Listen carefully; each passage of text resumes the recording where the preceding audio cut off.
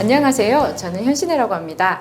오늘의 강연은 크게 두 부분으로 나눠져 있습니다. 전반부에서는 20세기의 태국의 운명을 뒤흔든 5가지 정치적 국면에 대해서 이야기해보고 이들이 태국 민주화 운동의 발전과 후퇴에 어떠한 영향을 미쳤는지에 대해서 살펴보도록 합니다. 후반부에서는 2014년 이후 태국의 민주화 운동을 주도했던 학생운동의 전개와 발전 양상을 살펴보면서 우리의 5.18 광주 민주화 항쟁이 태국의 민주화 운동과 어떻게 맞닿아 있는지에 대해서 이야기를 해보려고 합니다. 태국의 민주화 운동은 현재 진행형이고 우리 역시 그들과 다르지 않습니다. 우선 태국의 민주화 운동의 역사에 대해서 알아보도록 하겠습니다.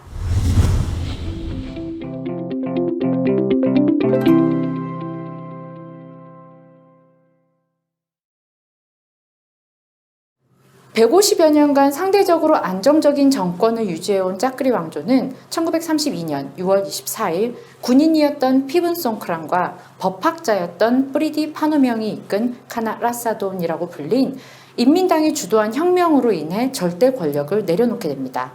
태국의 20세기 역사에 있어서 가장 중요한 첫 번째 국면이 바로 이 1932년 인민당 혁명입니다. 사실 혁명이라는 이름이 무색해질 만큼 인민당이 요구한 것은 절대왕정의 철폐이었지 군주제의 철폐는 아니었습니다. 입헌 군주제라 하여도 여전히 왕은 국가의 수반이었고 작은 법 개정을 해도 마지막에 왕의 서명이 들어가지 않으면 공표될 수가 없었죠. 그럼에도 불구하고 1932년 혁명이 태국의 민주화에 남긴 영향은 막대하다고 할 수 있습니다. 인민당은 점진적인 개혁과 발전을 통해 궁극적으로는 입헌 민주주의가 지배하는 공화국을 만들고 싶어 했으니까요. 하지만 150년간을 신처럼 받들어져 온 왕실을 단 며칠 만에 몰아낼 수는 없었을 겁니다. 그들은 입헌 군주제를 이루어낸 것만으로도 일단은 만족해야 했습니다. 하지만 입헌 군주제의 좌절을 느낀 라마 7세 프라차티폭 왕은 1935년에 갓 10살이 된 먼 친척인 아난다 마히돈 왕자에게 왕권을 넘기고 영국으로 가버립니다. 1945년에 법학 공부를 마친 아난다 마히돈 왕자는 태국으로 돌아왔지만 이듬해 1946년 6월 9일 자신의 방에서 주검으로 발견이 됩니다. 당시 총리였던 인민당의 리더 프리디 파노명은 이때 왕을 지키지 못했다는 군부 세력의 분노의 포화를 집중적으로 받고 결국 8월에 총리직에서 사임하게 되죠. 1947년 11월에 일어나는 쿠데타는 민간 정부를 장악하고 있었던 프리디와 그의 지지 세력에 반발한 군부가 일으켰습니다. 태국에서 끊임없이 일어난 군부 쿠데타 중에서 이 1947년 쿠데타가 가진 특이점은 피븐송크랑 같은 9세대 군부와 신세대 군부 장성이 합작하여 일으켰던 쿠데타라는 점입니다. 피부는 다시 정계 복귀에 성공했지만 젊고 혈기왕성한 신세대 정치군인들 사이에서 종이 호랑이에 불과했죠. 이를 직시한 그가 자신의 정치적 지위와 영향력을 강화시키기 위해 쓴 전략이 미국의 경제적, 군사적 원조를 받아내는 것이었습니다. 한국 전쟁이 터지자마자 태국군을 보내 미국을 돕겠다고 큰 소리를 쳤고 결국 태국은 한국 전쟁에 참전 선언을 한 첫 번째 아시아 연합국이 되었습니다. 그 대가로 태국 경제 개발의 주춧돌이 되었던 막대한 원조와 차관을 미국으로부터 받아냈죠. 즉 1947년 쿠데타는 군부 내 세력 간의 세대 교체를 촉진시켰고 이후 태국의 군부 세력은 장기 집권을 위해 친미 동맹에 의지하게 됩니다. 결국 신군부 세력 중 어리고 짱짱한 사리타나라 대령이 1957년에 쿠데타를 일으켜 피분과 9세대 군부 세력을 정치권에서 축출하게 됩니다. 사릿은 일종의 태국식 군부 정치의 전형을 만들어내는데요. 피분과 다른 구군부 지도자들이 유학파였던과 달리 사릿이 대표한 신세대 군부는 태국에서 자라고 태국에서 공부하고 태국에서 훈련을 받은 국내파가 다수를 차지했습니다. 그래서 오히려 더 국수주의적이고 보수적인 경향이 좀 있었습니다. 사릿은 자신의 정치적 입지를 좀 더 공고하게 다지기 위해서 1946년에 의문의 죽음을 당한 형의 뒤를 이은 라마 9세 푸미폰 아둔야댓 왕을 적극적으로 정치에 끌어들이기 시작합니다.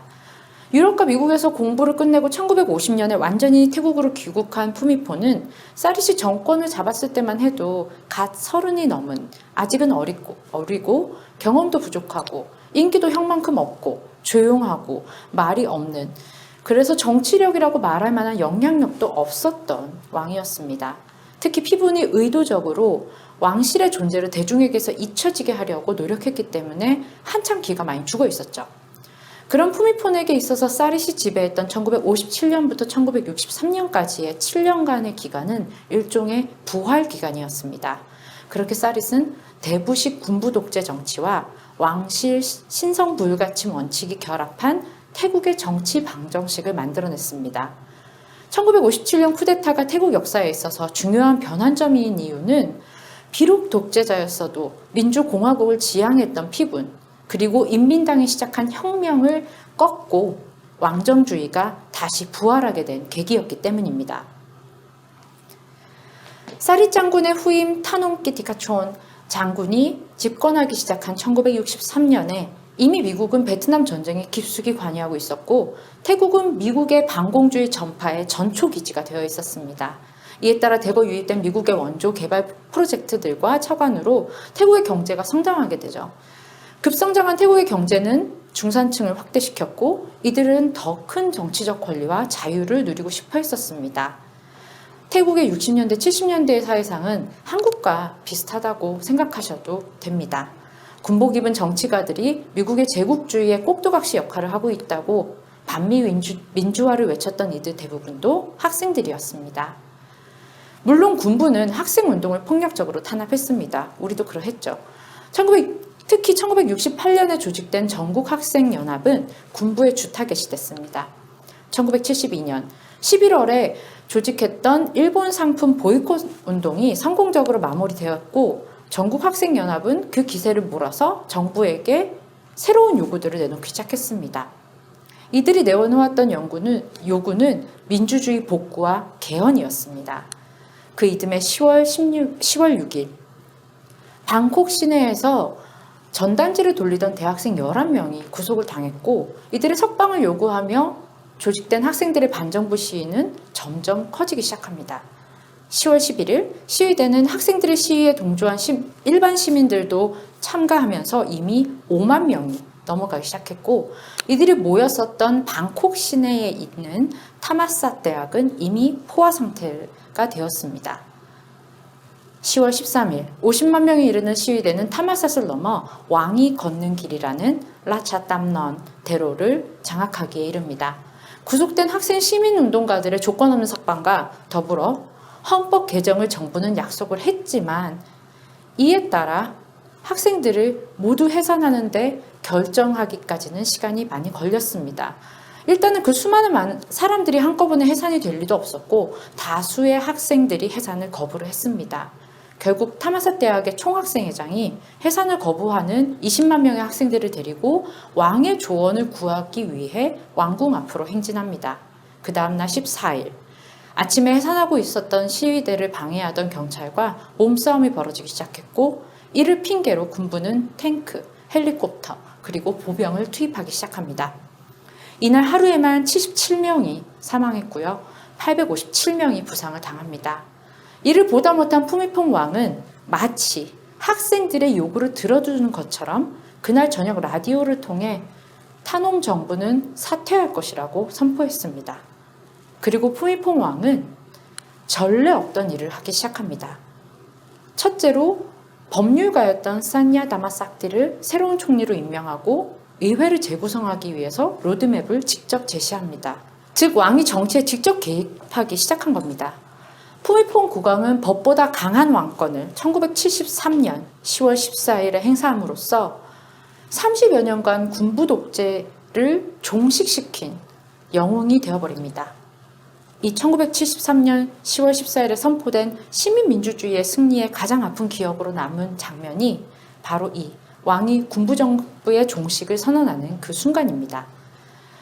그 후 3년 동안 태국은 소위 민주주의 실험 기간을 겪게 됩니다. 15년 만에 주어진 자유시간을 단 1시간도 낭비하고 싶지 않았던 혈기왕성한 학생 세대들은 조금 더 진보적이고 조금 더 앞서간 정치 철학과 시스템을 태국에 자리 잡게 하기 위해서 노력했고요.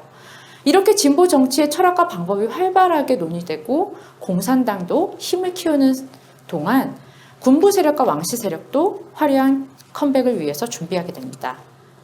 1975년 베트남 전쟁에서 공산당이 승리함에 따라 마치 도미노처럼 하나하나 공산화가 되어갑니다.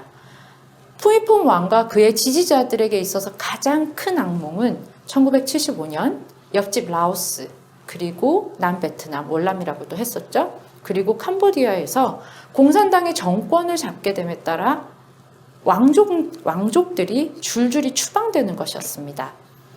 1976년 태국은 진보주의 정치 세력과 이들의 리더격이었던 학생 세력의 전성기였습니다. 이에 대항하기 위해 왕정파는 구구파 세력을 키우고 왕실이 후원하는 단체를 늘리거나 다양한 정치인들을 자신의 편으로 끌어들이기 시작합니다. 그들의 노력이 열매를 맺은, 그리고 동시에 태국의 민주화 운동의 사형 선고를 집행한 사건이 바로 3주년 기념일을 단 며칠 앞두고 타마사테악에서 벌어지게 됩니다. 1976년 10월 6일 새벽, 1973년에 퇴진했었던 군부들의 귀국을 반대하고 그들의 정치활동의 재개를 반대하는 학생들과 시민들이 모여 있었던 타마사 대학을 중무장한 경찰이 둘러싸기 시작합니다. 그리고 그 경찰 옆으로 극우파들이 인간 바리케이드를 만듭니다. 경찰이 총을 쏘기 시작하자 정문을 뚫고 들어가 시위대를 무작위로 고문하고 죽이기 시작합니다. 태국의 5.18 항쟁으로 알려져 있는 혹돌라, 번역하자면 10월 6일, 타마사 대학에서 벌어진 그 학살은 그날 아침 몇 시간 동안 텔레비전으로 거의 생중계가 됩니다. 총알이 빗발치던 무대에서 며칠 전 19살이 된 타마사 총학생회 부회장 통차이 위니짜쿠는 반은 정신이 나간 채로 마이크를 잡고 모든 학생에게 도망을 가라고 소리를 지릅니다. 그리고 경찰에게 총격을 멈춰달라고 울부짖었습니다. 태국 역사가 통차이 위니차쿠는 작년에 출판된 침묵의 순간들이라는 책에서 당시 타마사 학살 현장에서 자신의 경험을 기억하고 분석했습니다. 통차이는 이때 텔레비전 방송이 금지되기까지 이어진 그 몇 시간의 학살을 실시간으로 본 시민들에게 1976년의 10월은 의도적으로 지워진 기억이 되었다고 합니다. 태국은 서구 열강들이 동남아시아를 김치전 찢어 먹듯이 땅 따먹게 할 때도 독립을 지켜냈고, 태평양 전쟁이 끝난 이후에도 그 어떤 나라보다도 가장 빨리 정상을 되찾아 전쟁 동조자들을 처벌했었고, 미국의 원조를 받아 그 어떤 나라보다도 빨리 그리고 효과적으로 경제 성장을 이룩했습니다. 이런 모든 자부심을 그 다음 몇 시간에 벌어진 학살로 지워버릴 수가 없었기 때문에 태국은 차라리 10월 6일 혹돌라를 아예 역사에서, 기억에서 지워버린 것입니다. 그렇게 1976년 10월 6일은 또 다른 군부 쿠데타의 성공으로 기억이 됩니다. 태국의 군부 독재 정치의 기반을 마련한 이가 1932년 인민당 혁명의 지도자였던 피분과 구군부 세력이었고, 군부 쿠데타의 합법성과 지속성을 가능하게 왕실의 힘을 끌어온 이가 1957년 쿠데타의 주역 사릿이었다면, 이를 완성시킨 사람은 1980년에 총리에 등극한 프렘 틴술라논 장군이라고 할 수 있겠습니다.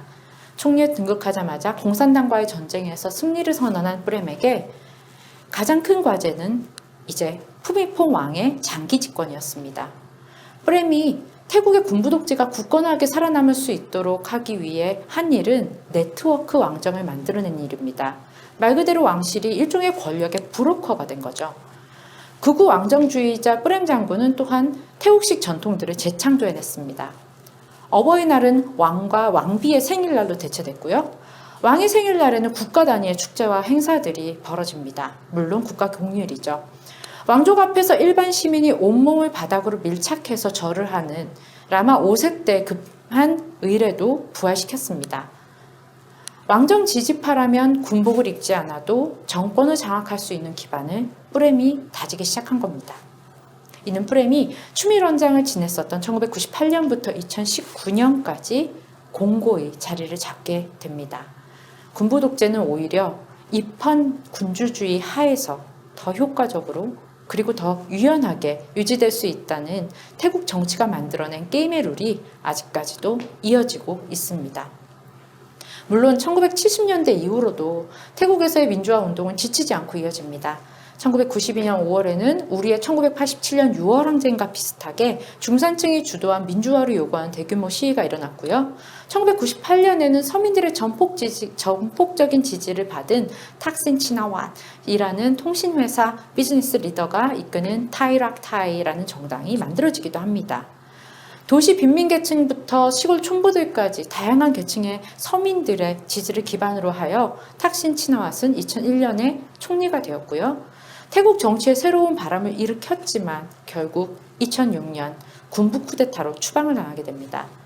이에 탁신의 귀환을 바라는 시민들이 대규모로 벌인 2010년 시위도 94명의 사망자와 2천여 명의 부상자를 남기고 끝내면서 태국 정계는 급격한 혼란에 빠지게 되었고 사회는 친군부 대 반군부 세력으로 양분화되기 시작합니다. 그렇게 다시 태국 시민들은 2014년 또 다른 쿠데타를 마주하게 됩니다. 1932년 인민단 혁명으로부터 군부의 장기 집권을 공고한 2014년 쿠데타까지의 태국의 민주화 운동의 성격을 정의하자면 한마디로 시민민주주의 세력 대 극우 왕정 지지파 세력과 군부 세력 동맹 간의 대결이라고 할 수 있겠습니다.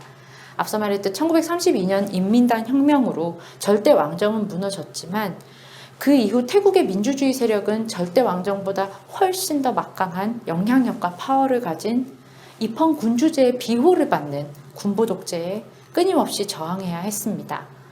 그들의 노력은 1973년 10월 14일 결실을 맺은 듯 보였지만 그들 역시 법 위에 존재하는 왕권을 이기지 못했습니다. 민주주의 세력 대 왕정주의 군부 독재 세력 간의 대결은 결국 1976년 10월 6일 타마삿 대학의 학살로 이어졌고 그 이후로도 민주화 운동은 지속적으로 이어졌지만 1932년이나 1973년과 같은 전환점을 만들어내지는 못했습니다. 적어도 2014년까지요. 2014년 5월 20일 현 태국 총리인 프라윷 찬오차 장군은 계엄령을 선포하고 5월 22일 저녁에는 정권을 잡겠다고 선포합니다. 5월 24일 푸미폰 왕은 쿠데타를 승인했고 26일에는 프라윷이 정권을 이끌어간다는 것도 승인합니다. 푸미폰 왕이 즉위한 1946년부터 그가 서거한 2016년까지 국왕이 승인한 군사 쿠데타만 11차례입니다. 2014년 쿠데타가 이전의 쿠데타와 큰 차이를 보인 점은 바로 대중의 반응이었습니다. 2014년에는 2010년의 군부 정권에 대한 대항한 시위대를 폭력적으로 진압한 기억이 아직 생생했고 무엇보다도 스마트폰과 소셜미디어가 이미 태국의 어린이부터 노인까지 상용화되어 있었습니다. 이에 따라 시위의 형식과 슬로건도 바뀌기 시작합니다. 쿠데타 직후 타마삿 대학의 학생들을 주축으로 반쿠데타 시위가 벌어지기 시작합니다. 이미 계엄령이 내려진 상황이기 때문에 거리 시위도 있었지만은 온라인 시위가 훨씬 더 광범위하고 신속하게 이루어졌습니다. 방콕의 번화가에서 갑자기 학생들이 조지 오웰의 1984년 책을 들고 읽는 플래시몹을 하거나 쿠데타에 반대하는 티셔츠를 입고 헝거게임에 세 손가락을 드는 시위를 시작합니다. 몇십 명에서부터 몇백 명까지 참가한 시위는 주로 플래시몹의 형태로 이루어졌지만 이들이 가진 상징성과 전파력은 여느 대규모 시위보다도 컸습니다. 그 이유는 두 가지 점으로 볼 수 있는데요. 첫째는 바로 그런 비슷한 반정부, 반독재 시위가 홍콩과 대만에서 벌어지고 있었기 때문입니다. 넓게 보자면 2014년은 아시아 학생운동의 부활절이라고 해도 과언이 아닙니다. 대만의 해바라기 운동으로 이미 3, 4월이 달구어져 있었고요. 태국에서 이어진 5월의 새손가락 시위, 그리고 바통을 이어받아서 9월부터는 홍콩에서 우산혁명이 일어나기 시작합니다. 두 번째는 이들 시위에서 주목을 받은 이들은 주로 고등학생 혹은 대학생의 아주 어린 학생 리더들이었습니다. 홍콩 우산혁명의 주역인 조슈아 웡은 1996년생입니다. 2014년 시위 당시에는 18살이었죠. 이미 소셜미디어와 스마트폰에 익숙한 그들은 트위터, 인스타그램, 페이스북을 통해 자신의 투쟁을 공유하고 전파합니다. 특히 2007년 이후부터 상용되기 시작한 트위터와 해시태그는 그 전파의 범위와 스피드를 향상시키는 데 어마어마한 기여를 합니다. 2014년 이후에는 학생 주도의 반군부 독재 운동을 지속적으로 그리고 전례 없이 아주 창의적으로 이루어졌습니다. 2015년 5월 22일에는 쿠데타 1주년을 기념하여 비폭력 시위가 곳곳에서 학생 주도로 일어났는데요. 소환 요구를 받았던 시위 주동자들은 6월 24일 1932년 혁명 83주년 기념일에 경찰서 밖에서 시위를 했습니다. 결국 14명의 학생들이 구속이 되는데요. 이 14명의 학생 중에서 반은 태국 동북부에 있는 컨깬이라는 주에서 환경운동을 하고 있었던 지구의 별 다오딘이라는 그룹이었습니다.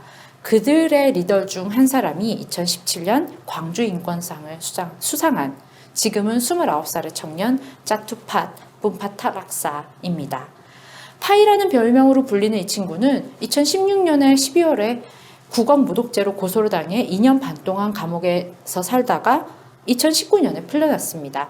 다시 구금이 될지 모르는 불안한 상황에서도 파이는 지속적으로 반군부 독재 민주화 운동의 리더로서 역할을 다하고 있습니다. 지치지 않는 파이처럼 2014년 5월 쿠데타 이후로 학생들 그리고 태국의 민주화를 바라는 시민들의 싸움은 단 하루도 쉬지 않고 이어져 왔습니다. 특히 이 7년간의 기간에는 계엄령에 버금가는 행정명령들에 의해 표현의 자유와 집회의 자유가 보장되지 않았습니다. 국왕무독죄와 선동죄들은 우리나라의 국가보안법처럼 수많은 무고한 시민들을 재판정으로 감옥으로 보냈습니다. 물론 학생들과 시민들은 끊임없이 군사정부와 싸웠고요. 뉴스에 보이지 않는다고 해서 아무 일도 일어나지 않는 건 아닙니다. 태국의 서울대인 쭈라롱권 대학의 학생운동가들은 2017년 8월 국민의례 중인 쭈라롱권 왕이 동상에 절을 하는 의식을 공개적으로 거부했습니다. 왜 쭈라롱권 왕이 폐지한 왕족 앞에 엎드리기를 계속하냐며 반발했죠. 2014년 쿠데타가 일어났을 당시에는 쿠데타에 반대했고 그 이후에는 군부 독재를 합법화시키려는 헌법 개정에 반대했고 선거를 미룰 때마다 정당 정치, 민주정치로의 복귀를 요구했고 표현의 자유와 시위, 집합의 자유를 끊임없이 외쳐왔습니다. 그러다 2020년에 태국의 민주화 운동은 다시 한번 거리로 나서게 됩니다. 2월 22일 타마삿 대학, 치앙마이 대학, 그리고 나레수안 대학에서 시작된 시위는 대학, 고등학교, 전문학교 등으로 퍼져나가기 시작합니다. 2월부터 3월까지 약 3주 동안 47개의 대학에서 총 86번의 플래시몹 시위가 벌어집니다.